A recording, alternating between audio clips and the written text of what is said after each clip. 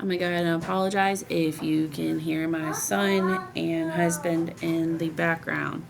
So, what you're going to be doing today is working on bell work with no red ink. It's going to be subject verb agreement with parts of a whole and math, money, and time. If you have any questions, you can email me and I will try to respond. If you go to your classroom thing, you will see a digital copy of the World on the Turtle's Back. I also have them in the hanging red folder. You're going to do the vocabulary maps for the specific words listed: void, ritual, devious, contend, and succumb. Tomorrow, after you're done with bell work, you need to work on the annotations.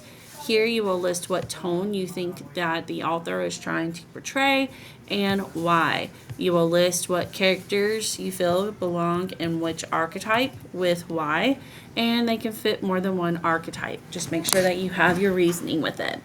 All right, then you will notice as you're reading these specific parts.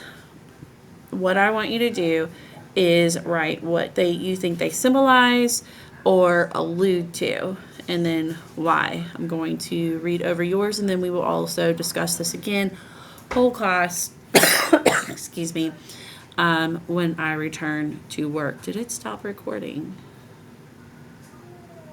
I don't think so. Okay, sorry. Okay, if you still have time, you can go ahead and work on the questions, but I don't really expect that until Friday. Hold on just a second, baby.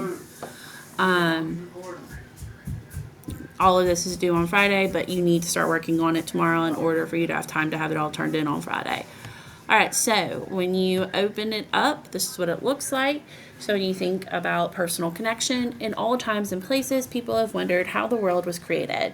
What different accounts of creation, biblical narratives, scientific theories, or stories from other cultures have you heard of or read? When it comes to the questions that you answer on Friday, you'll kind of elaborate on that. So this is in connection with the Earth on Turtle's Back. It's just a longer version of the same Iroquois myth. The selection you're about to read is an Iroquois explanation of how the world was created. The term Iroquois refers to a league of 5 separate Native American peoples: the Seneca, Cayuga, Onondaga, and Mohawk, who united in a confederation in the 14th century.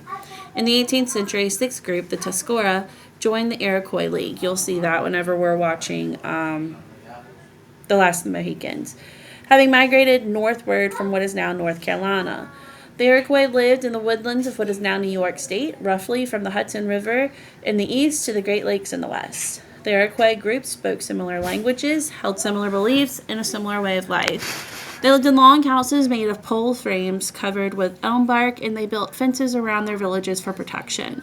The women cultivated squash, beans, and corn, and gathered berries and nuts. The men hunted, fished, and fought with the neighboring Mohican people. Warfare, an important part of Iroquois culture, gave men power and prestige.